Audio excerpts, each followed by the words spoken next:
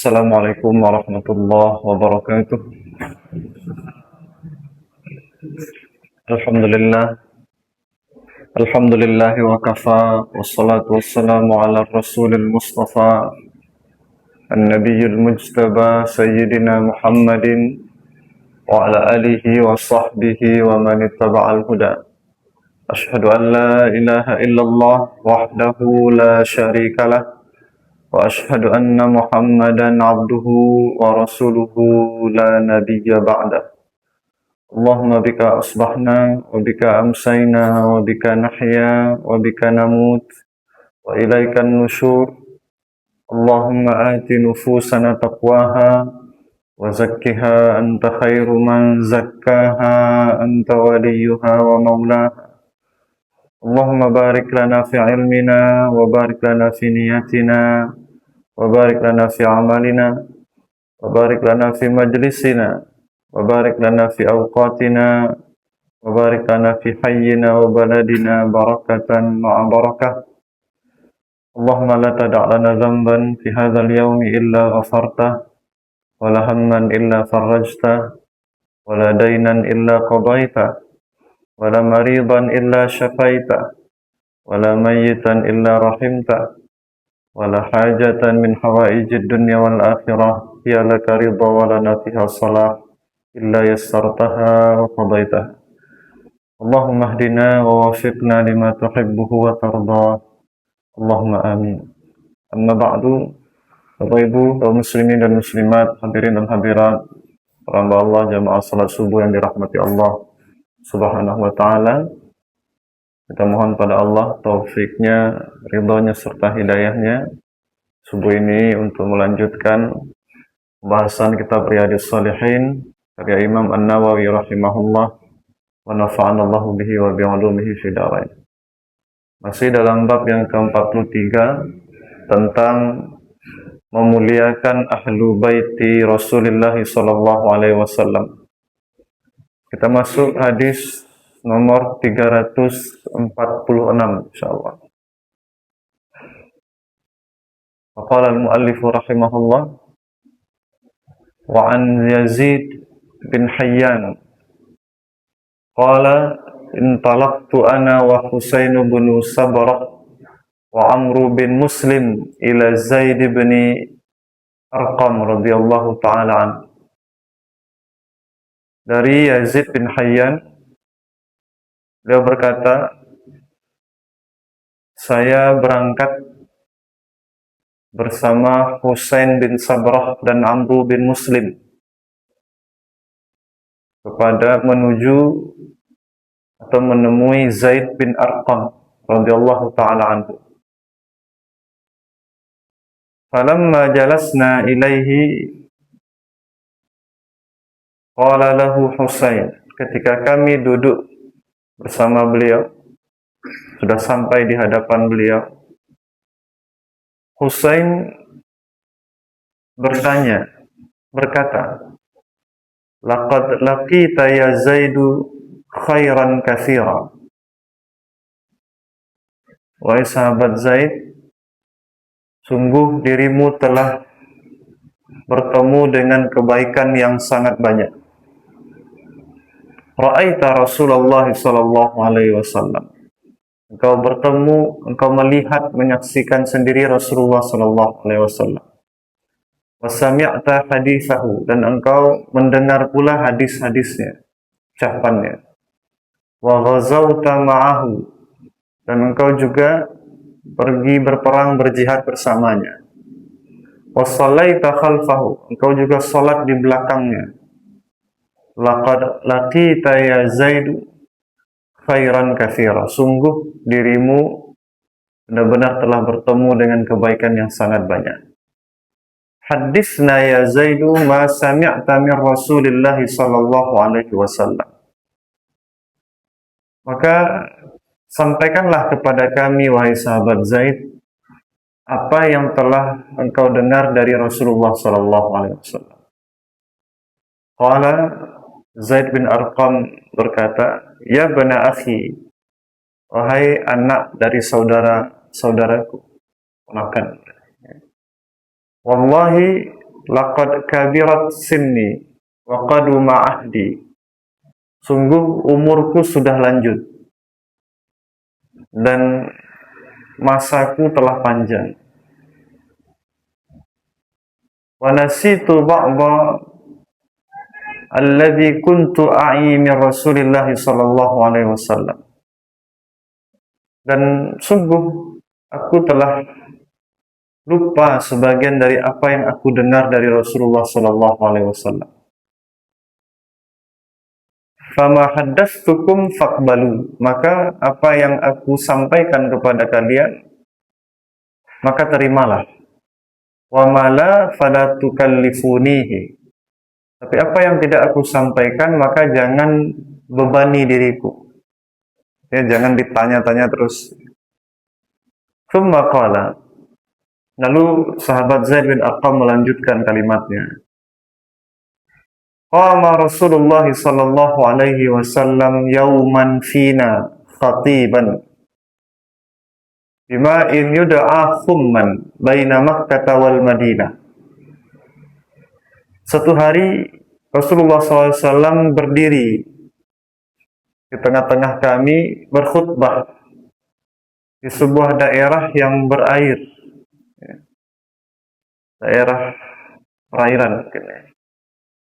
Yud'a Khumman, daerah itu disebut dengan nama Khum, terletak di antara Mekah dan Madinah. Fahamidallah wa asna alaihi, maka beliau pun memulai khutbah itu dengan memuji Allah. Wa wa'adha wa dzakar, dan beliau memberikan kami banyak pelajaran dan memberikan peringatan. Tsumma qala, lalu kemudian beliau sallallahu alaihi wasallam bersabda, amma ba'du, ala ayyuhan nas, wahai sekalian manusia, fa innama ana basyarun yushika ayyati rasul rabbi fa ujiba. Sesungguhnya aku ini adalah manusia seperti kalian juga. Hampir-hampir saja datang kepadaku utusan Tuhanku, sehingga aku harus memenuhi panggilannya. Wa ana tarikun fikum tsaqalain, dan aku telah meninggalkan di tengah-tengah kalian dua hal yang sangat berat. Dua hal yang sangat berat. Awwaluhuma kitabullah. Yang pertama adalah kitabullah, Al-Quran. Fihil huda wan nur. Padanya terdapat petunjuk dan cahaya. Fakhudhu bi kitabillah wastamsiku bih. Maka ambillah, peganglah kitabullah itu dengan kuat. Fahassa ala kitabillah wa raghaba fih. Kemudian beliau memotivasi kami tentang kitabullah dan mendorong kami untuk mencintai hal-hal yang berhubungan dengan kitabullah. Tsumma qala, lalu kemudian beliau melanjutkan kalimatnya. Wa ahlu baiti udzakkirukumullah fi ahli baiti. Udzakkirukumullah fi ahli baiti. Dan yang kedua adalah ahlu baiti, adalah ahli baitku. Aku ingatkan kalian tentang Allah terkait ahli baitku. Dan aku ingatkan kalian tentang Allah terkait ahli baitku. Faqala lahu Husain, maka Husain pun bertanya kepada Zaid bin Arqam yang menyampaikan hadis ini. Wa man ahlu baitihi ya Zaid? Siapakah itu, wahai sahabat Zaid, yang disebut Nabi sebagai ahli baitnya? Siapakah itu? Alaysa nisa'uhu min ahli baitihi? Bukankah istri-istri beliau itu adalah ahli baitnya beliau? Qala, sahabat Zaid bin Arqam menjawab, nisa'uhu min ahli baitihi. Ya, istri-istri beliau itu memang adalah termasuk ahli baitnya. Walakin ahlu baitihi, akan tetapi ahli baitnya Rasulullah SAW itu man hurima shadaqata ba'dahu adalah orang-orang, bukan hanya istri Nabi, tapi adalah orang-orang yang diharamkan zakat sepeninggal Rasulullah SAW. Ya. Diharamkan mereka memakan zakat.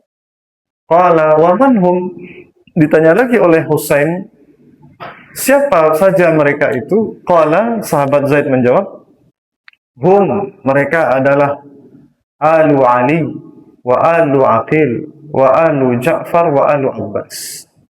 Mereka adalah keluarganya Ali bin Abi Thalib, kemudian keluarganya Aqil bin Abi Thalib, kemudian keluarganya Ja'far bin Abi Thalib, dan keluarganya Abbas bin Abdul Muttalib. 4. Keluarganya Ali bin Abi Thalib, keluarganya Aqil bin Abi Thalib, keluarganya Ja'far bin Abi Thalib, dan keluarganya Abbas bin Abdul Muttalib. Abbas paman Nabi. Qala, lalu beliau berkata, tanya lagi Husain tadi, kullu haula'i hurrima shadaqah, apakah semua mereka itu diharamkan untuk memakan zakat, sedekah zakat? Qala na'am. Dijawab oleh sahabat Zaid, iya, memang begitu. Rawahu Muslim. Hadis ini diriwayatkan oleh Imam Muslim. Di dalam riwayat yang lain disebutkan kalimatnya, ala wa inni tarikun fikum saqalain. Ketahuilah bahwa aku meninggalkan di tengah kalian dua yang berat. Ahaduhuma kitabullahi wa huwa hablullah. Yang pertama adalah kitabullah, dan itu adalah talinya Allah. Wa man ittaba'ahu kana 'alal huda wa man tarakahu kana 'ala dhalal. Siapa yang mengikutinya, maka dia berada di atas petunjuk. Siapa yang meninggalkannya, dia berada di atas kesesatan. Bapak Ibu jemaah yang dirahmati Allah Subhanahu wa taala, cukup panjang ya. Riwayat ini dituliskan oleh Imam Nawawi. Tapi sebelum jauh kita membicarakan isi riwayat ini, tadi disebut sahabat yang meriwayatkannya adalah Zaid bin Arqam. Oh, jadi Zaid ini banyak di masa Nabi. Ada ya, Zaid bin Thabit, ya, ada Zaid bin Harithah, ya. Di sini ada satu lagi adalah Zaid bin Arqam. Zaid bin Arqam ini adalah Zaid bin Arqam bin Nu'man al-Ansari. Jadi orang Ansar beliau. Sepertinya tidak ada hubungan dengan Arqam yang sahabat Nabi yang rumahnya dijadikan tempat berkumpulnya para sahabat di Mekah. Kalau itu berarti Muhajirin. Ini Ansar. Kana min khawasis sahabah. Sebutkan dalam buku sirah bahwa Zaid bin Arqam ini termasuk sahabat-sahabat yang khusus. Sahabat-sahabat yang khusus. Artinya sahabat-sahabat yang punya hak-hak khusus terhadap diri Nabi SAW. Punya kedekatan yang khusus dengan diri Rasulullah SAW. Wa kana yatiman fi hujri Abdullah bin Rawahah radhiyallahu ta'ala anhu. Beliau dulunya adalah seorang anak yatim yang berada di bawah pemeliharaan Abdullah bin Rawahah. Anak yatim. Ya, dan kita semua tahu bagaimana Nabi memperlakukan anak yatim dengan luar biasa. Ghaza ma'an Nabi sallallahu alaihi wasallam 17 ghazwah. Beliau ikut berperang bersama Nabi sebanyak 17 kali perang. 17 peperangan. Sementara di dalam catatan para ulama, jumlah peperangan Nabi itu apa ya? Dalam catatan yang paling sedikit itu 19 yang Nabi berperang selama hidup beliau. Paling banyak itu 29 catatannya. Jadi ada perbedaan pendapat di antara ulama berapa sebenarnya jumlah peperangan yang diikuti oleh Rasulullah SAW. Catatan paling sedikit 19. Catatan itu langsung kalimat yang disampaikan oleh Zaid bin Arqam ini, bahwa Nabi itu berperang 19 kali. Dan beliau ikut bersama Nabi berapa? 17-nya. Catatan lain ada sampai ada yang 25, ada yang 27 ya, menyebutkan ada yang 29. 29 itu paling banyak setahu kami. Ya. Jadi ada 17 ya. Waqad istasgharahu Nabi sallallahu alaihi wasallam yaum Uhud. Beliau tidak diizinkan Nabi ikut perang Uhud. Oh, berarti yang tidak beliau ikuti adalah Badar dan Uhud. Sisanya beliau ikut. Karena di perang Uhud itu perang kedua. Ya. Di perang Uhud itu Zaid bin Arqam ditolak Nabi karena umurnya dianggap belum cukup ya untuk ikut perang. Wa kanatil khandaq awal masyahidihi, dan perang Khandaq adalah perang yang pertama beliau ikuti. Ya, sahabat-sahabat ikut berperang dengan Nabi ini Bapak Ibu, itu mesti selalu dikatakan adalah sahabat-sahabat yang punya keistimewaan ya bersama Nabi SAW. Apalagi yang ikut perang Badar, itu sangat istimewa sekali. Dan tidak banyak lagi catatan tentang Zaid bin Arqam ini, bahwa beliau meriwayatkan banyak sekali hadis dari Nabi SAW, katakan sampai 70 hadis ya, sampai kepada kita hari ini, yang diriwayatkan dari sahabat Zaid bin Arqam, dan beliau wafat di Kufah ya, pada tahun 66 Hijriah. 66 Hijriah. Bapak Ibu jemaah yang dirahmati Allah Subhanahu wa taala. Itu sedikit tentang Zaid bin Arqam. Artinya 70 hadis ya, yang beliau riwayatkan dari Rasulullah SAW, inilah yang mendorong tadi 3 orang tabi'in datang kepada beliau. Coba tadi Yazid bin Hayyan, Husain bin Sabarah ya, ponakannya, dan Amru bin Muslim datang kepada Zaid bin Arqam ingin mendengarkan hadis-hadis Nabi yang banyak itu. 70 itu banyak. Ya, kalau sahabat meriwayatkan 70 itu jumlah yang banyak. Maksudnya itu 70 yang sampai ke kita. Sementara tadi Zaid mengatakan sebenarnya banyak yang aku sudah lupa. Ya, karena sudah uzur ya, sudah cukup tua umurnya. Beliau katakan tadi, mana yang saya sampaikan, nah tolong diterima baik-baik.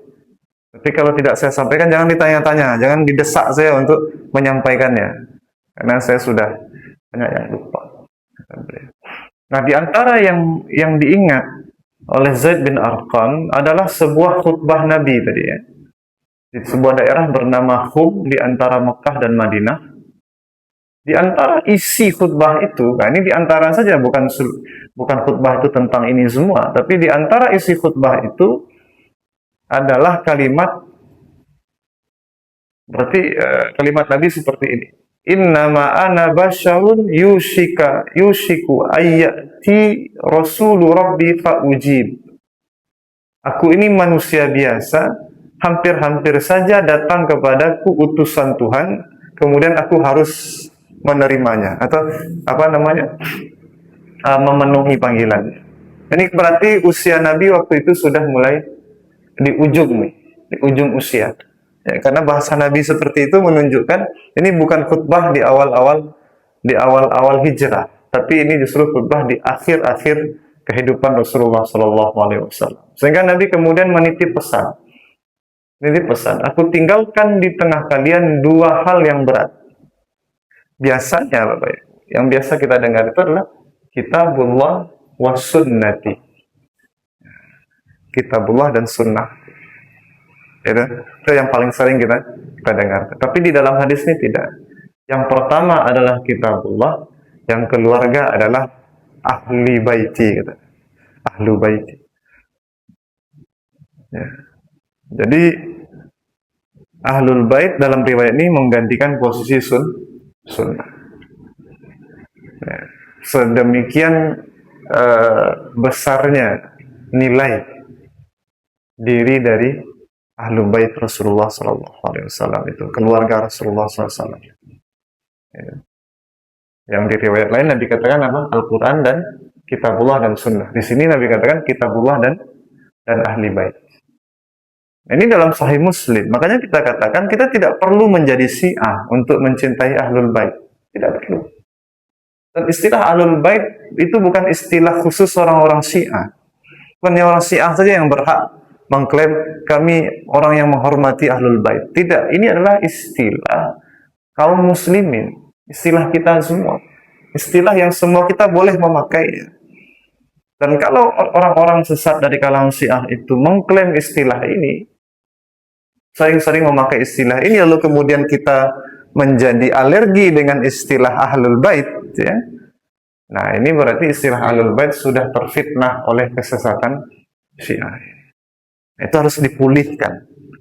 Ya. Istilah ini harus dipulihkan. Maka mencintai Ahlul Bait itu, menjaga Ahlul Bait itu termasuk hal yang dititipkan Rasul kepada umat. Ya. Setara dia dengan kewajiban kita menjaga Al-Quran dan menjaga sunnah. Seperti apa kita menjaga Al-Quran? Seperti apa kita menjaga Al-Quran? Ya. Nabi mengatakan, yang pertama adalah kitabullah. Di dalam kitabullah itu ada hidayah, ada cahaya, ada petunjuk dan ada cahaya. Bukan hanya petunjuk, juga ada cahaya. Itu penting, itu dua istilah ini terkait Al-Quran. Al-Quran bukannya petunjuk, Pak. Petunjuk tanpa cahaya ya tidak berguna juga. Ya, kan? Petunjuk perlu berguna kalau ada cahaya. Nah, itu satu logika yang tertuang di dalam kalimat Rasulullah SAW.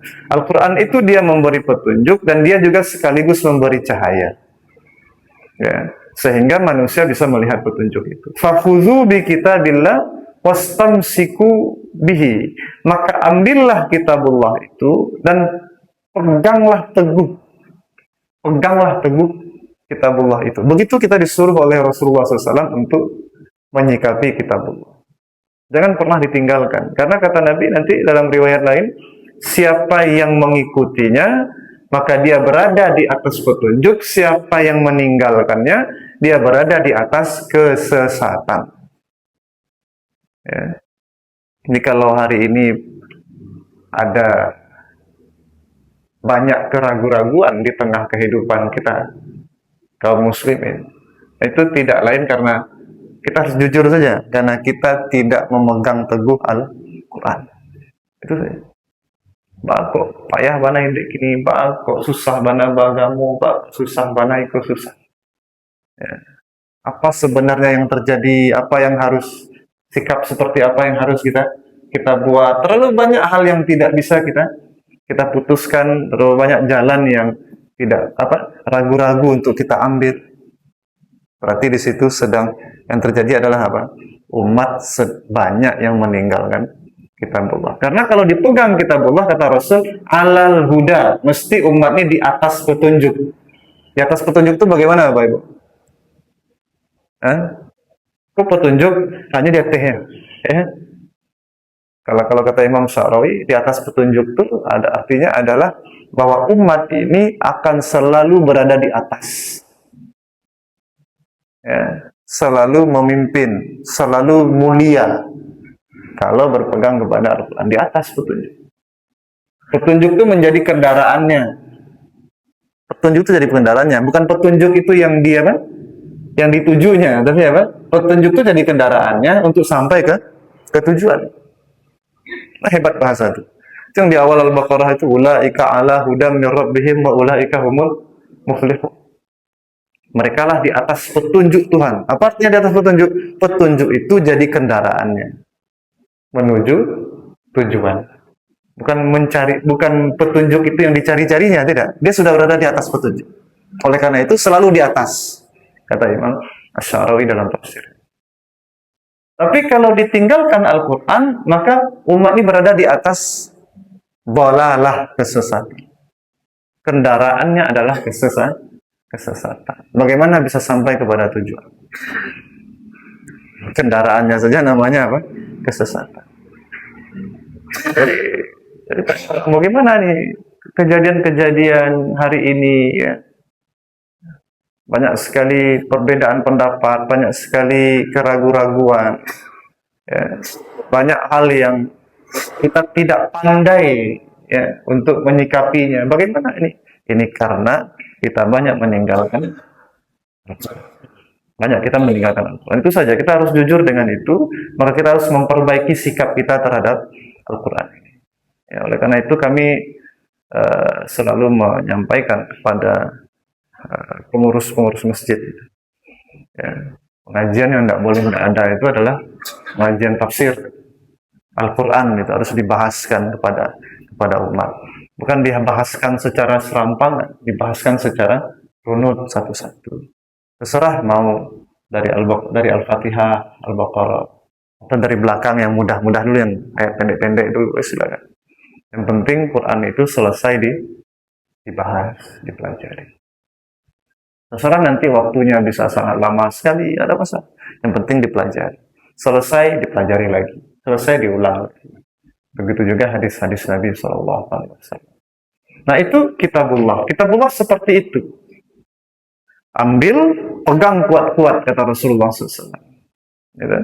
Nah, begitu juga kemudian yang kedua, ahlu baiti. Bahkan Nabi menyebut 3 kali.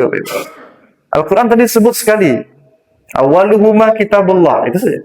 Tapi kalau ketika Nabi menjelaskan ahli baitnya, ya, warisan beliau yang disebut sebagai ahlul bait itu, beliau sebut ahlu baiti udzakkirukumullah fi ahli baiti. Udzakkirukumullah fi ahli baiti. Aku ingatkan kalian tentang Allah. Maksudnya apa? Takutlah kalian kepada Allah terkait ahli baitku. Ya. Artinya urusan ahlul baitku ini, ya, adalah urusan dengan Allah Subhanahu wa Ta'ala. Mencelanya, merusaknya, merusak kehormatannya, berarti kalian berurusan dengan Allah Subhanahu wa Ta'ala. Itu maksud udzakirukum Allah. Aku ingatkan kalian akan Allah, ya, fi ahli bait, tentang terkait ahli bait. Artinya kalau bahasanya, jagalah ahli baitku dan jangan macam-macam dengan ahlul bait. Nah, seperti itu. Ya. Jadi ini satu bahasa yang sangat tegas sebenarnya dari Rasulullah SAW tentang keharusan kita, kewajiban kita untuk menjaga ahlul bait Rasulullah SAW. Secara umum ya Bapak Ibu ya, tapi tidak menafikan juga bahwa kita katakan pada pertemuan sebelumnya ayat surah Al-Baqarah tentang Nabi Ibrahim yang meminta agar kemuliaan yang Allah berikan kepada beliau itu juga diberikan kepada keturunannya. Kata Allah apa? La yanalu ahdiz zalimin. Bisa ya wahai Ibrahim, bisa. Kemudian itu bisa aku berikan juga kepada anak keturunanmu, tapi tidak akan sampai kepada yang zalimnya. Anak keturunan yang zalim, yang kafir, yang sesat. Oh, berarti di antara anak keturunan Nabi Ibrahim ada juga yang kafir, ada? Ada juga yang sesat. Ada yang ahli maksiat, ada. Dan itu tidak akan, kesesatan, kemaksiatan, ya, kekafiran itu tidak akan menjadikan mereka berhak menerima kemuliaan seperti yang diterima oleh Nabi Ibrahim. Begitu juga dengan ahlul bait Rasulullah SAW. Selama mereka ahlul bait itu bukan orang-orang yang memilih jalan kesesatan dan kemaksiatan, maka selama itu mereka adalah orang-orang yang mulia dan dimuliakan, ya, dan disuruh kita untuk memuliakannya. Keluarga Nabi SAW.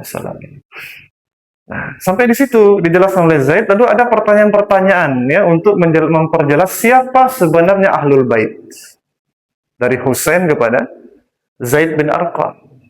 Ya. Kata Zaid bin Arqam, ahlul bait Nabi itu adalah orang-orang yang diharamkan atas mereka memakan zakat sepeninggal Nabi Shallallahu Alaihi Wasallam. Ini sebenarnya kaidah yang sudah lama disampaikan Nabi. Bapak Ibu ingat dulu ada hadis Sayyidina Al-Hasan masih kecil masuk ke kamar Nabi mengambil sebiji kurma, masuk ke mulut, dikeluarkan Nabi dengan air liurnya. Lalu kemudian dikatakan Nabi kepada Sayyidina Al-Hasan yang masih kecil itu, ya, yang masih di bawah umur 5 tahun itu. Baru kamu mengertinya itu. Tapi disampaikan Nabi, ya, kita keluarga Nabi ini tidak boleh memakan harta sedekah zakat ini, tidak boleh. Ya, itu tidak boleh. Itu dikatakan kepada anak kecil itu. Ya. Dan itu terus kaidah terus disampaikan oleh Nabi kepada istri-istrinya, kepada kepada ya nanti disebut tuh keluarga-keluarganya yang lain, bahwa nahnu ma'syaral anbiya, kita para nabi ini tidak makan harta zakat, harta yang dikumpulkan dari umat, dari kewajiban mereka terhadap yang bersifat harta benda, zakat namanya, dikumpulkan, yang itu adalah harta Allah. Peruntukannya sudah jelas, ya, ada 8 asnaf, dan tidak ada di situ keluarga Nabi SAW.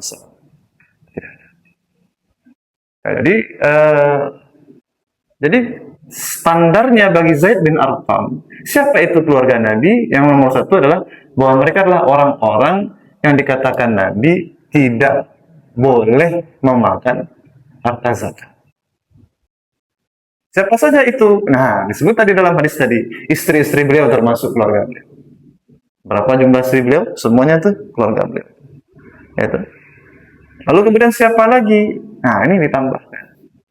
Keluarganya Ali, keluarganya Aqil, keluarganya Ja'far, dan keluarganya Abbas. 4. Ali masuk itu. Jadi orang yang mempertanyakan status siapa namanya? Keturunan Nabi yang dari Siti Fatimah, itu kan tidak ada nasabnya ke Nabi. Karena kan nasab itu dari ayah. Oh iya. Secara nasab mungkin tidak. Tapi atas nama Ahlul Bait, keluarga kan lebih besar dari nasab. Ya, keluarga lebih besar dari nasab. Ya.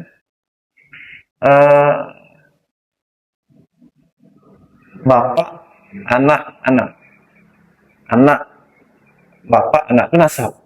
Bapak ke atasnya nasab. Tapi kalau ibu bagaimana? Tidak nasab. Tapi kalau mereka tidak punya jalur nasab, apakah mereka tidak keluarga? Tidak juga. Ya. Keluarga ibu kita, apakah tidak keluarga kita? Apakah keluarga kita itu hanya yang punya jalur nasab kita, yaitu keluarga dari jalur bapak kita saja? Apakah itu saja yang keluarga kita? Tidak. Keluarga kita itu semuanya. Nah, apalagi di sini diperjelas siapa saja itu keluarga Nabi itu, Ahlul Bait Nabi itu, yang bukan nasab saja ternyata. Jadi itu diperjelas istri-istri beliau. Siapa tadi? Keluarganya Ali. Dan Ali bin Abi Thalib ini tidak menikah hanya dengan Siti Fatimah. Ketika Siti Fatimah meninggal, beliau menikah lagi. Ada lagi anak. Ya. Nah, itu. Jadi semuanya keluarga Ali bin Abi Thalib. Kemudian keluarga siapa lagi? Keluarganya Aqil bin Abi Thalib. Yang masih anak Abu Thalib. Ya, semuanya keluarga Aqil ke bawah itu semua Ahlul Bait Nabi SAW. Ya, lihat. Lalu siapa lagi? Keluarganya Ja'far bin Abi Thalib. Ja'far bin Abi Thalib. Juga masih dari Abu Thalib itu ada 3 anak Abu Thalib itu. Ali, Aqil, Ja'far. Yang 3 ini dimasukkan oleh Nabi ke dalam Ahlul Bait beliau. Jadi bukan hanya Hasan dan Husain. Siapa lagi anak Aqil? Siapa lagi keturunannya Aqil bin Abi Thalib? Siapa lagi keturunannya Ja'far bin Abi Thalib? Karena Ja'far bin Abi Thalib ketika meninggal itu, kata Nabi apa? Anak-anak Ja'far ini anak-anakku. Ketika Ja'far bin Abi Thalib meninggal, nah di salah satu peperangan itu dipanggil Nabi istrinya, anak-anaknya dikumpulkan, masih kecil-kecil anaknya itu. Ja'far ini, kata Nabi, ini anak-anakku. Pangkas rambut mereka, rapikan mereka. Jadi Nabi perlakukan anak-anak Ja'far itu seperti Nabi memperlakukan anak-anak dan cucu beliau sendiri yang langsung. Jadi bukan hanya Ali, tapi juga ada Aqil, ada Ja'far. Keluarganya Aqil dan keluarganya Ja'far. Dan yang terakhir adalah di sini disebutkan keluarganya Abbas. Abbas bin Abdul Muttalib. Ya, Abbas yang merupakan pamannya Nabi, saudara dari Abdullah. Ya, Abbas. Yang anaknya itu banyak. Ada Fadl bin Abbas. Ada yang paling terkenal adalah Abdullah bin Abbas radhiyallahu ta'ala. Nah, itu keturunannya Abdullah bin Abbas itu Itu masuk ahlul bait, Bapak Ibu. Nah, jadi di sini di hadis ini kita diperluas tuh apa namanya? Cara kita memandang ahlul bait. Bukan hanya dari Sayyidina Hasan dan Husain, yang dari keturunan Ali bin Abi Thalib. Nah, tapi juga nanti ada lagi apa? Dari keturunannya siapa tadi? Aqil bin Abi Thalib, Ja'far bin Abi Thalib, dan Abbas bin Abdul Muttalib. Radhiyallahu ta'ala anhum ajma'in. Nah, belum lagi yang kemarin-kemarin kita sampaikan. Ada lagi siapa? Salman Al-Farisi. Tapi Salman Al-Farisi, lalu ada lagi Wasilah, ya, pembantu Nabi SAW yang mengatakan, saya juga ya Rasul termasuk ahlul bait. Ya, kamu juga. Nah, orang-orang ini yang di luar yang disebutkan oleh Zaid bin Arqam ini siapa tadi? Salman, Wasilah, dan mungkin ada hal orang-orang lain, pembantu Nabi yang lain juga dimasukkan Nabi ke dalam ahlul baitnya.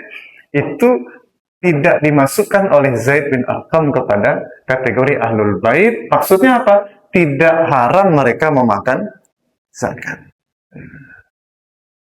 Itu termasuk orang-orang dekat Nabi, iya, Salman Al-Farisi. Karena Nabi mengatakan, Salman minni, Salman itu bagian dari diriku. Itu barang kadakeknya itu. Ya. Salman bagian dari diriku. Tapi Salman tidak diistilahkan dengan ahlul bait yang haram memakan zakat. Sedekah bagaimana? Nah, ini nanti ada khilaf di antara ulama. Sedekah biasa, wakaf, sedekah itu bagaimana? Ada sebagian ulama mengatakan, ya, mereka juga haram memakan harta sedekah yang sunnah, yang bukan zakat. Jadi sebagian mengatakan boleh mereka memakan yang, karena dalam prakteknya Nabi menghalangi Sayyidina Hasan itu dari zakat yang wajib itu. Ya. Itu sedekah yang sunnah bagaimana? Boleh. Hadiah apalagi boleh. Gitu. Seperti itu. Dan itu selalu diajarkan kepada keturunan-keturunan Nabi itu, bahwa beliau itu tidak boleh memakan harta zakat. Bapak Ibu jamaah yang dirahmati Allah Subhanahu wa taala. Nah, demikianlah berarti keharusan menjaga keluarga Nabi ini ada di dalam hadis-hadis yang sahih. Ini bukan hanya klaimnya orang-orang Syiah. Ini perlu kita garis bawahi betul. Karena hari ini kalau disebut ahlul bait selalu identik dengan Syiah. Terakhir. Ini riwayat kedua dan riwayat terakhir sekaligus di dalam bab ini. Riwayatnya sangat pendek sekali. Ya. Wa ani bin Umar radhiyallahu taala anhuma. Riwayat nomor 347. Ya. Wa ani bin Umar radhiyallahu taala anhuma an Abi Bakrin As-Siddiq radhiyallahu taala anhu mauqufan alaihi annahu qala. Dari Abdullah bin Umar dari Abu Bakar As-Siddiq. Mauqufan alaih. Ya, hadis ini mauquf. Hadis ini mauquf artinya apa? Ini adalah kalimatnya para sahabat.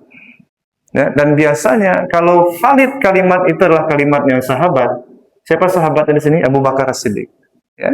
Kalau valid kalimat itu adalah dari sahabat, maka hukum kalimat itu bisa disetarakan dengan kalimat Nabi. Ya. Mauquf ini sama hukumnya dengan yang mausul, kata para ahli hadis. Kalau valid, kalau sahih, ya, jalurnya itu ternyata, oh iya ini memang kalimatnya Abu Bakar. Karena Abu Bakar tidak akan menyampaikan kalimat kecuali ilmunya dari Nabi SAW. Sehingga kita punya dua sunnah, Bapak Ibu. Sunnah Rasul dan sunnah sahabat. Sunnah Rasul dan sunnah sahabat. Hadis Rasul dan hadis sahabat. Kalimat Rasul dan kalimat sahabat. Itu satu paket dalam satu istilah kita hari ini, yaitu sunnah. Ini sunnah itu masuk di dalamnya Rasul, masuk di dalamnya sahabat. Kalau kalimat-kalimat ini valid dan sahih. Nah, ini sahih karena diriwayatkan oleh Imam Bukhari di sini, ya. Abu Bakar Siddiq mengatakan, irqabu Muhammadan sallallahu alaihi wasallam fi ahli baitihi. Jaga-jagalah, pantaulah Muhammad sallallahu alaihi wasallam itu pada ahli baitnya. Jadi memantau Nabi, mencari Nabi, memperhatikan Nabi itu, kita kan tidak bisa lagi melihat Nabi. Tapi siapa yang kita lihat lagi? Keluarganya. Kalau mau melihat Nabi, lihatlah ke keluarganya. Kalau ingin memperhatikan Nabi itu seperti apa, lihat di ahlul baitnya. Apalagi ahlul baitnya yang juga bukan hanya sekedar ahlul bait, tapi juga seorang alim pula. Itu. Nah, maksudnya di sini pantau-pantau ini kata para ulama adalah jagalah mereka, hormati mereka, muliakan mereka. Ya. Kita mungkin tidak bisa lagi langsung memuliakan Rasulullah SAW, tapi kita bisa memuliakan keluarga Nabi SAW. Ya. Kita mungkin memberikan penghormatan langsung ke Nabi seperti sahabat langsung memberikan penghormatan, mungkin tidak bisa. Kita hanya bisa menghormati Nabi dengan menjalankan sunnahnya, kan begitu ajarannya. Tapi kalau mau juga silakan datangi, carilah ahlul bait Nabi, lalu hormati mereka. Itu bagian dari menghormati Rasulullah SAW. Sama dengan diri kita ini juga begitu. Ya, kita hormati anaknya, berarti kita menghormati orang tuanya. Kan gitu ya. Nah, dulu kita belajar ta'limul muta'alim, adab belajar itu, di dalam kitab ta'limul muta'alim dikatakan, di antara cara menghormati guru adalah dengan menghormati keluarganya guru. Nah, kalau kita ingin menghormati guru, maka juga dihormati keluarganya, anak-anaknya, keturunannya. Apalagi Nabi SAW. Kalau guru saja diperlakukan begitu, bukan Nabi ya, apalagi Nabi SAW. Maka termasuk menghormati Nabi adalah dengan menghormati keturunan-keturunan Nabi, keluarga Nabi SAW, ahlul bait Nabi SAW. Seperti itu. Itu selesai penjelasan tentang menghormati ahlul bait. Dan bab berikutnya nanti adalah tentang menghormati ulama. Nah, itu. Setelah itu. Karena Wallahu a'lam bishawab. Aqulu qouli hadza astaghfirullah li wa lakum subhanakallahumma wa bihamdika nasyhadu an la ilaha illa anta astaghfiruka wa atubu ilaik. Wassallallahu ala sayyidina Muhammadin wa ala alihi washabihi wasallim walhamdulillahi rabbil alamin. Maaf, billahi taufiq wal hidayah. Assalamualaikum warahmatullahi wabarakatuh.